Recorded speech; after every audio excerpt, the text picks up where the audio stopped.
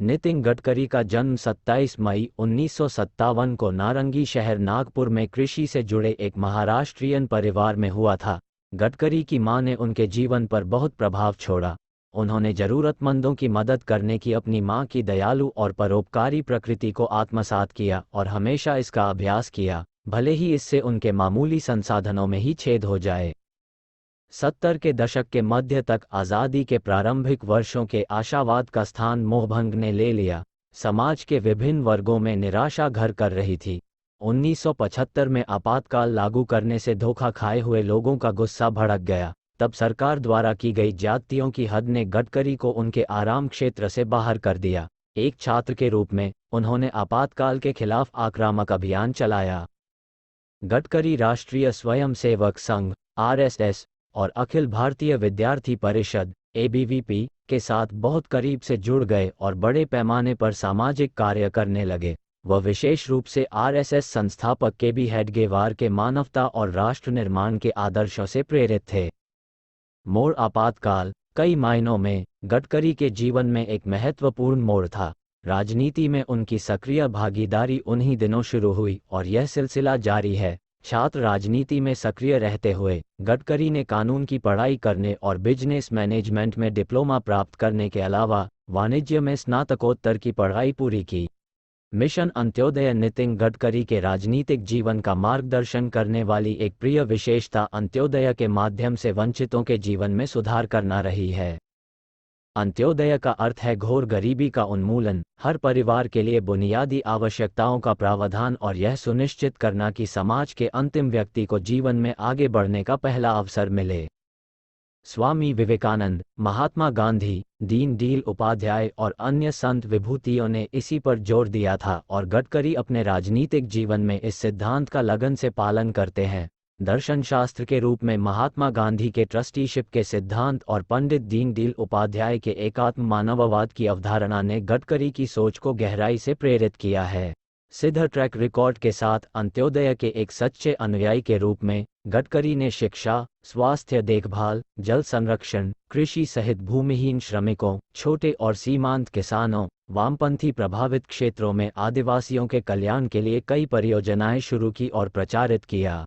विदर्भ के आदिवासी जिलों में एकल विद्यालय, एक शिक्षक स्कूल खोलना और 1500 से अधिक हृदय ऑपरेशन, अलग अलग सक्षम लोगों के लिए कृत्रिम अंगों का प्रत्यारोपण, सिकल सेल उन्मूलन कार्यक्रम का आयोजन किया और आदिवासी और ग्रामीण हस्तशिल्प, बांस शिल्प, जैविक खेती को प्रोत्साहित किया। जैव ईंधन सुशासन पर रोक सुशासन के माध्यम से अंत्योदय को साकार करने का पहला अवसर नितिन गडकरी को 1995 में मिला जब वे महाराष्ट्र के लोक निर्माण विभाग के मंत्री बने।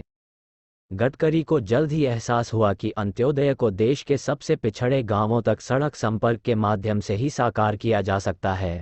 महाराष्ट्र के पीडब्ल्यूडी मंत्री के रूप में अपने कार्यकाल के दौरान कई चुनौतीपूर्ण परियोजनाओं को शुरू करने और निष्पादित करने के अलावा गडकरी हमारे देश में अधिकांश बुनियादी ढांचा परियोजनाओं के सामने आने वाली फंडिंग की जटिल समस्या का समाधान देने में सक्षम थे। उनके अथक प्रयासों के परिणामस्वरूप महाराष्ट्र की कुल आबादी के 98% को रिकॉर्ड 4 वर्षों में हर मौसम में सड़क कनेक्टिविटी मिल गई।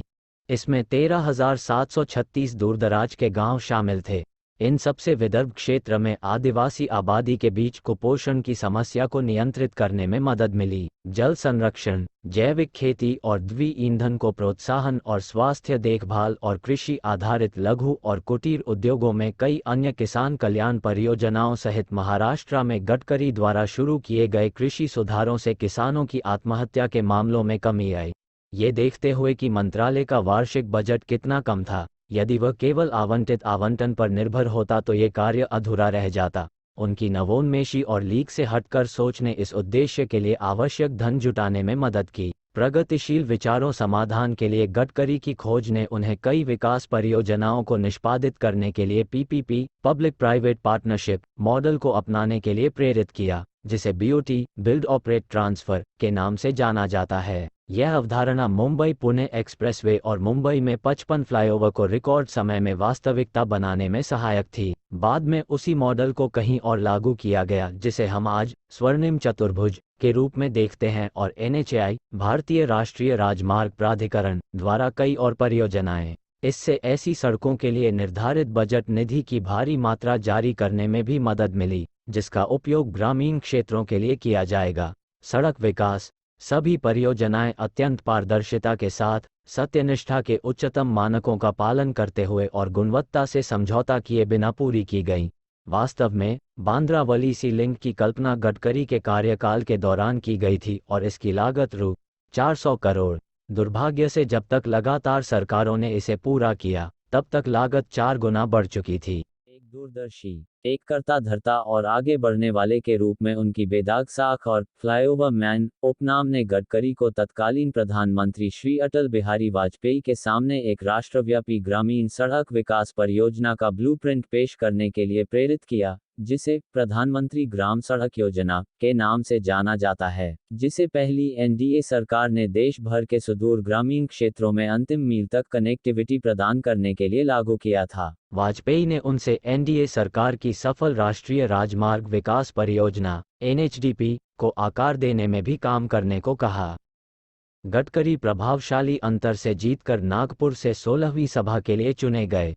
26 मई 2014 को उन्होंने सड़क परिवहन मंत्री के रूप में शपथ ली। नरेंद्र मोदी सरकार के सबसे वरिष्ठ सदस्यों में से एक, उन्हें एक जन के व्यक्ति, एक कुशल समाज सुधारक, एक कुशल और एक अनुभवी राजनीतिज्ञ के रूप में देखा जाता है। गडकरी ने अपने लिए एक दूरदर्शी विचारक और कुशल निष्पादक होने का गौरव अर्जित किया है। सुरक्षित, स्मार्ट और टिकाऊ सड़कों का निर्माण। गडकरी जी की देखरेख में पिछले 7 वर्षों में 91,287 किलोमीटर से अधिक राष्ट्रीय राजमार्गों का निर्माण किया गया है और वर्तमान में 30,000 किलोमीटर नई सड़कों का निर्माण किया जा रहा है।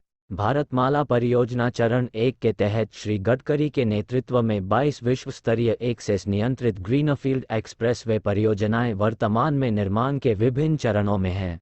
वह बांद्रा-वली लिंक, मुंबई में 55 फ्लाईओवर, भारत का पहला मुंबई पुणे एक्सप्रेसवे, 14 लेन दिल्ली मेरठ एक्सप्रेसवे, नागपुर की मल्टी लेयर मेट्रो रेल सह फ्लाईओवर प्रणाली और आगामी हाईटेक दिल्ली जैसे अद्भुत इंजीनियरिंग शोकेस के पीछे का व्यक्ति है। मुंबई एक्सप्रेसवे। गडकरी जी ने एक ऐसे परिवहन ईंधन को लागू करने को अपना मिशन बनाया है जो आयात विकल्प, लागत प्रभावी